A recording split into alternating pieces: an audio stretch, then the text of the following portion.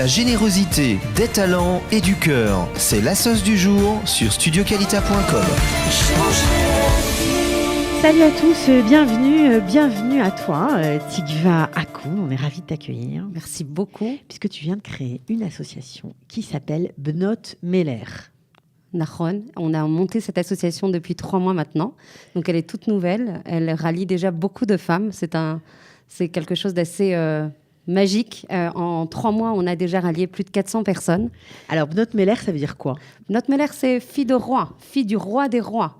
Donc les gens ont dit, mais c'est pas possible, t'as un petit peu exagéré, pourquoi ce nom? Et en fait, c'est la stricte. On décrit dans ce nom toute l'identité, toute la maout de l'association, qui est qu'on est des filles de roi et que du coup, induit par ça, on a une conscience à prendre, une responsabilité, des actions. Alors, ce qui est très intéressant avec toi, avec vous, je ne sais plus ce qu'on va dire, mais bon, c'est pas grave, Tigva, c'est que, en fait, cette idée de créer une nouvelle association, alors à la base francophone, mais ça va bientôt changer puisque pratiquement toutes vos activités vont passer à l'hébreu. Et c'est tout à votre honneur d'ailleurs. Donc, l'idée, c'est que, en fait, vous avez fait votre alia il y a à peu près, on va dire, 4 ans et demi. Et vous avez été confronté, vous qui n'étiez pas du tout politisé en France, à des débats de société forcément qui vous touchaient, qui avaient une autre résonance parce que juif en Israël, ayant fait votre alia, forcément, on voit les choses d'une façon différente. Complètement. Qu'est-ce qui vous a interpellé ?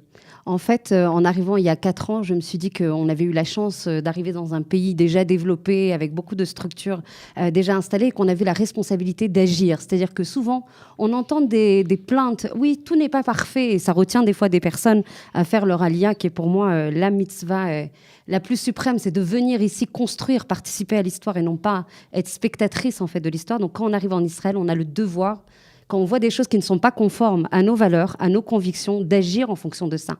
On est là pour ça. Alors, ok, mais Bnot Meler, c'est quoi? C'est une association religieuse ou pas du tout? Alors évidemment, complètement liée à la Torah. Le centre, nos référentiels, nos valeurs sont exclusivement liés à la Torah. Mais la Torah, c'est notre vie. Donc elle va interagir sur l'ensemble des strates de notre vie, que ce soit l'économie, la politique, le social, l'éducation. Voilà, c'est ça qui est intéressant parce qu'en fait, ce sont des questions de société, par exemple la Gay Pride, l'emprisonnement, en tout cas la condamnation du soldat Elor Azaria qui vous a, on va dire, interpellé et vous vous êtes dit que vous avez cherché des réponses que vous n'avez pas trouvées, en tout cas auprès de vos rabbinim, auprès des références auxquelles vous aviez l'habitude de parler dans ce genre de cas, et vous vous êtes dit, eh bien, je ne dois pas être la seule, donc on va faire quelque chose. Nahon. En fait, la force, c'est dans notre unité. Je rencontre beaucoup de femmes dans l'ensemble de mes activités que j'accompagne d'ailleurs pour révéler les forces qu'elles ont à l'intérieur, dans plusieurs domaines, comme vous le disiez très justement. Et en fait, ces épiphénomènes, cette gay pride, il n'y a aucun jugement là-dessus. On n'est pas là pour juger. Non, bien on sûr. est juste là pour débattre, pour en parler, pour en parler, faire monter différentes opinions. Exactement, pour avoir la capacité à s'exprimer, à avoir des convictions et à agir en fonction de ces convictions. Je trouve qu'on reste trop souvent dans les marches à vote, dans les systèmes de pensée. Et pour moi, ça, c'est typiquement l'exil dont on doit sortir. Même dans le centre de Jérusalem, on doit sortir de cet exil. C'est-à-dire qu'on n'est plus obligé de subir. C'est-à-dire qu'on a la capacité à se dire, si je suis ici, c'est que je dois avoir un rôle à jouer. Donc vous voulez forcément, par vos idées, par votre mouvement, influer en fait de l'intérieur la société israélienne. Complètement. C'est ambitieux, mais je pense qu'on ne doit pas dégrader nos ambitions. Alors c'est ambitieux, certes, mais pourtant vous avez déjà été repéré parce que vous avez organisé à la veille de Rosh Hashanah cette année un événement qui a réuni, je crois que c'était quelques jours avant la fête, 3 jours plus de 150 femmes. Alors un événement avec des rabbinim qui sont intervenus, mais vous avez été repéré par 2 grosses associations israéliennes. Dont on va entendre beaucoup parler. Voilà. Alors vous pouvez nous raconter comment ça s'est passé? Alors très simplement, en fait, on a monté plusieurs événements, dont le Yom Limoud qui a ouvert justement cette capacité donc de Bnot Meler, de mettre en place Bnot Meler. On a été approché par 2 associations, Coalitia 2.0, donc très high-tech, très technologique, qui permet justement de matérialiser l'unité d'Israël autour. C'est quoi comme association? C'est une association qui vise à réunifier en fait l'ensemble des courant de pensée de Torah, qu'il soit politique ou qu'il soit de simple hashkafot. Ça veut dire que unir plutôt qu'on est Haredim, Datim, Leumi. exactement, plutôt qu'on se retrouve en fait à être divisé, à ne pas passer comme vous le disiez très justement en disant bah oui mais comme il n'y avait pas eu d'unité, donc Yahad en l'occurrence il y a quelques années n'a pas pu passer. À un moment il faut arrêter. Yahad, pour ceux qui débarquent, qui ne connaissent pas, qui sont en France, c'est un parti politique qui avait été monté à l'époque par Elisha et Yoni Shedboum. Donc Elisha qui était Haredi, Yoni Shedboum qui était Dati Leumi, donc deux courants politiques religieux plutôt différents. Et ils ont essayé de s'unir pour parler d'une même voix, mais ça n'a pas marché puisqu'ils n'ont pas passé le seuil d'éligibilité, qu'ils ne sont pas rentrés à la Knesset. Donc voilà. Alors, dit tous les débuts sont tous les débuts sont difficiles. Et je pense que c'est ça qui nous fera réussir. Aujourd'hui, si on veut porter l'identité d'un État juif avec tout ce que ça concerne comme valeur et comme référentiel, il va falloir qu'on s'associe, il va falloir qu'on s'unisse, il va falloir qu'on mette une matara, un objectif beaucoup plus important, beaucoup plus haut que nos propres hashkafot, nos propres convictions. Il va falloir qu'on fasse un travail d'annulation. Alors, Koalitsa, qu'est-ce qu'ils ont trouvé en vous? Pourquoi ils vous ont approché? Écoutez, on diffuse de la Torah tous les matins, des petits audios, en toute humilité, sur plein de sujets qui travaillent justement sur ce date et sur cette conscience. Par exemple, ça peut être tous les sujets, ça peut être la Géoula, c'est quoi? Parce qu'on attend tous la Géoula, mais en fait, des fois, on parle de concepts qui sont stratosphériques, intangibles. Donc, du coup, on se dit, c'est sympa la Géoula, on l'attend depuis des milliers d'années, quand est-ce que ça viendra? Ça, c'est quelque chose qui nous dépasse. Et si on parlait de notre Géoula déjà intérieure, quelque chose qu'on peut toucher du doigt. Les femmes, on est très pragmatiques. C'est pour ça que je bosse avec les femmes. Parce qu'on a suffisamment en fait de raffinement, de conscience de la réalité dans laquelle on a des enfants qui vont intervenir dans l'armée. On veut que nos systèmes de pensée, nos convictions soient ceux de la Torah de façon à ce qu'on puisse vivre dans notre pays tel que... Alors, on l'imagine. Je reviens à Koalitsa. Ils vous ont parce que il faut comprendre que ce sont des associations israéliennes, autant Koalitsa que Bet David qui drainent des milliers de personnes. Vous, oui, pour l'instant, vous êtes 400, et vous êtes à Jérusalem, mais ce n'est pas un but final puisque vous avez déjà des demandes d'ailleurs. Tout à fait. On a la possibilité donc d'ouvrir des antennes de Bnot Meler à Natania, à Ashdod, à Ashkelon, à Modine. Donc il y a une belle réceptivité. Il y a enfin la capacité à matérialiser ce que tout le monde pense. Sans la force de l'unité, on n'y arrivera pas. On a besoin de s'unir, quelles que soient, encore une fois, nos façons de penser, pour être fort. C'est intéressant parce qu'on dit souvent que les Juifs de France sont les Juifs du milieu, sont la voix, une voix qui n'existe pas en Israël. Ouais, Nachon. Et justement, on a aussi cette force de la révolution. Tzarfat, bien sûr, pour la Révolution française. Non, en fait, une révolution qui va dans le bon sens, dans le kivoun de construire, dans le kivoun d'enfin réaliser ses aspirations, et pas uniquement de subir. Combien je vois de femmes qui disent « Mais qu'est-ce que tu veux qu'on fasse ? On est démunis par rapport à une situation qui nous paraît nous dépasser. » Mais en fait, si on est de plus en plus nombreuses à s'associer, donc il y aura un mouvement de fond beaucoup plus massif qui montrera où sont les aspirations du pays, où sont les aspirations des femmes, et plus largement. Alors, je reviens, excusez-moi, en arrière, mais quand on parlait de Koalitsa, ils vous ont repéré par vos petits audios? Oui, tout à fait. En fait, c'est des femmes qui écoutent ces audios. On est beaucoup de personnes, Baruch Hashem, une femme en fait coopte une autre personne, et donc du coup il y a un effet de chaîne, un effet de mécanique qui est vertueux. Et je parlais justement du tsar que j'avais ressenti, de la tristesse que j'avais ressentie au moment de la Gay Pride. J'étais absolument pas avertie, avec mon côté très rêveur. Je voyais des drapeaux et je posais la question à mon mari, c'est quoi ces drapeaux? Il m'a dit, comment ça tu sais pas? C'était le jour où ça devait se passer. Et j'ai dit, encore une fois, il n'y a pas de jugement parce qu'on ne peut pas connaître les parcours de ces personnes, comment ils doivent être accompagnés pour le faire, etc. Moi, je ne me fie co-référentiel de la Torah, c'est ma vérité et il n'y en a pas d'autre. Et donc quand j'ai vu ça, j'ai dit, mais de la même façon qu'il y a cette marche, que tout le monde pense que ça ne doit pas être là et que personne ne réagit de la même... Tout le monde pense, non? Tout le monde ne pense pas, en tout cas. La majorité de ceux qui nous entourent, en tout cas, il y a beaucoup de personnes qui pensent et qui ne l'expriment pas. Et donc on se dit, par rapport à cette marche-là, on devrait faire aussi une marche de la Gdoucha, très, très pacifique, mais en disant, nous, on n'est pas d'accord. Nous, on a la capacité à s'inscrire en faux. Et c'est marqué dans la Torah, celui qui ne s'inscrit pas en faux contre des référentiels auxquels on croit, c'est comme s'il cautionnait. En tout cas, vous êtes à fond dans vos convictions et droit dans vos bottes. C'est ça qui est sympa avec vous. Alors, qu'est-ce que vous faites comme partenariat aujourd'hui avec ces associations israéliennes? Il faut le préciser, et c'est ça qui est, je trouve, formidable. C'est que d'une initiative francophone, d'un groupe, on va dire, de femmes qui a grossi, qui a grandi. Vous avez pénétré maintenant l'univers associatif israélien, et pourquoi pas, ça va monter encore plus haut. Voilà. Peut-être un mouvement politique. Et pourquoi pas? Si on a besoin de passer par ce canal, il n'y a rien de tabou. Moi, je dis aux femmes, les femmes qui sont tout de suite en réticence par rapport à cette capacité à peut-être influer, encore une fois, c'est un mouvement d'influence et non pas un mouvement politique, mais s'il y a besoin de rentrer pour impulser un véritable changement au niveau de la société, il faudra le faire. Aucun canal n'est tabou. C'est très sympa parce que lorsqu'on vous entend et qu'on ne connaît pas encore le contenu de tout ce que vous faites, ça tourne beaucoup autour de la Torah. C'est ça qui est, et vous mélangez en fait votre vie de tous les jours. Ouais, c'est ma conviction la plus profonde, c'est de dire la Torah, elle peut pas régner que dans le Beth Midrash, que dans la Beth Knesset ou dans les écoles où on a la chance de mettre nos enfants dans les écoles d'Ati. Moi, j'ai eu un autre déclencheur pour monter cette association.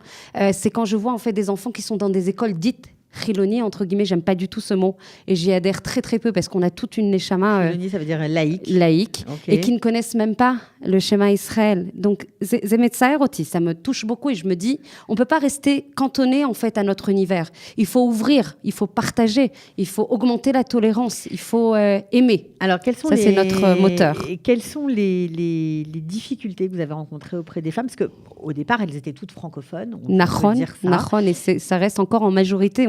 On travaille sur de nombreux médias supports pour rallier en fait des nouveaux séminaires de jeunes filles, parce qu'on travaille aussi beaucoup sur les jeunes qui sont notre attitude, qui sont notre futur. Donc c'est bien beau de rester avec des femmes de notre tranche d'âge, mais le but c'est d'influer, d'avoir un effet de contagion positive au niveau des jeunes filles.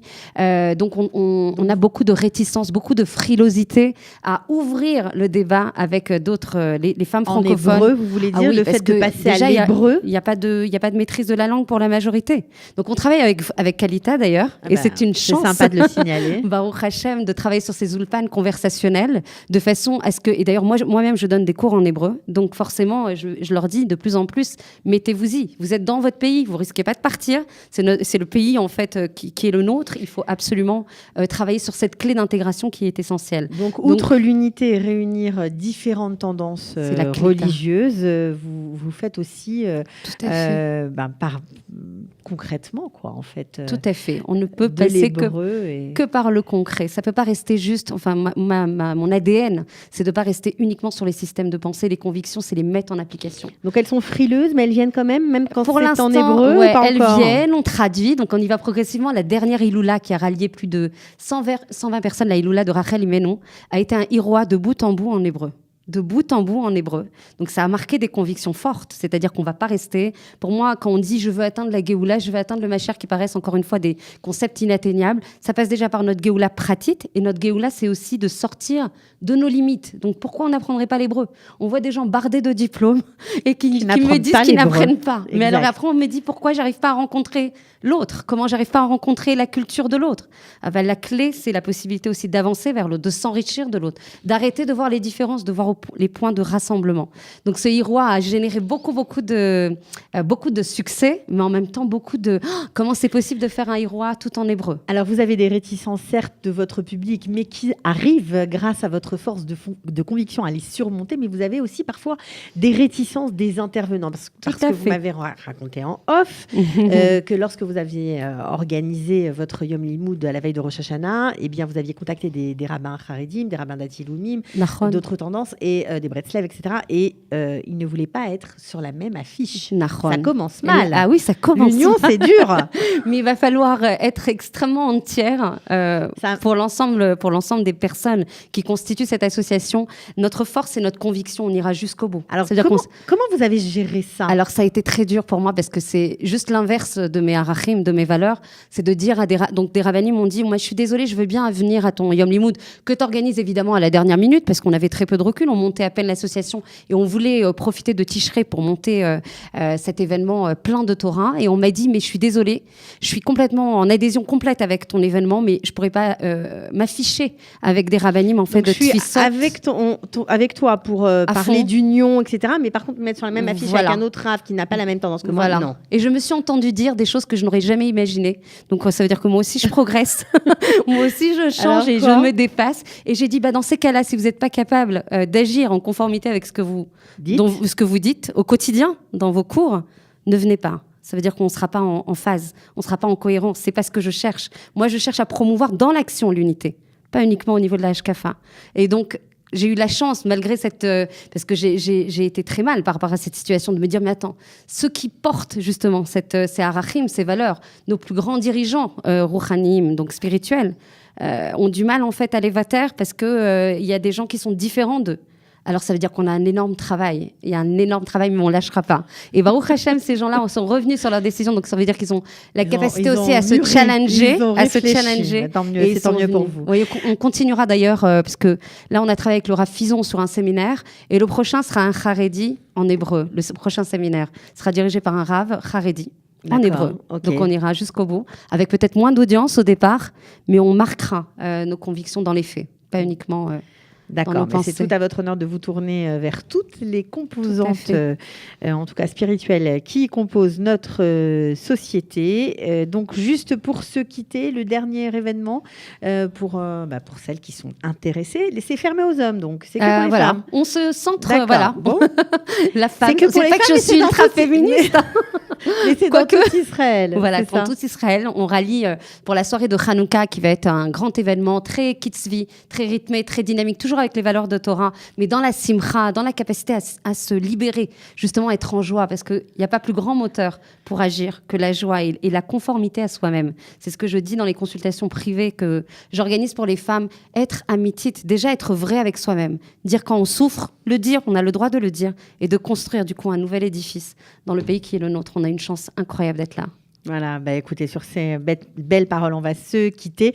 En tout cas, bravo. De m'avoir invité. Mais non, mais bravo. Écoutez, franchement, ça nous fait chaud au cœur de mettre en lumière des francophones, des initiatives qui font qu'on avance, que on va dire que la conception de la société israélienne, le regard qu'elle a sur nous, sur l'Alia de France, change. Grâce à chacun, grâce à chaque initiative, ce regard change. Et c'est franchement formidable. Bravo à vous. Merci beaucoup, Cathy. À bientôt. À très bientôt.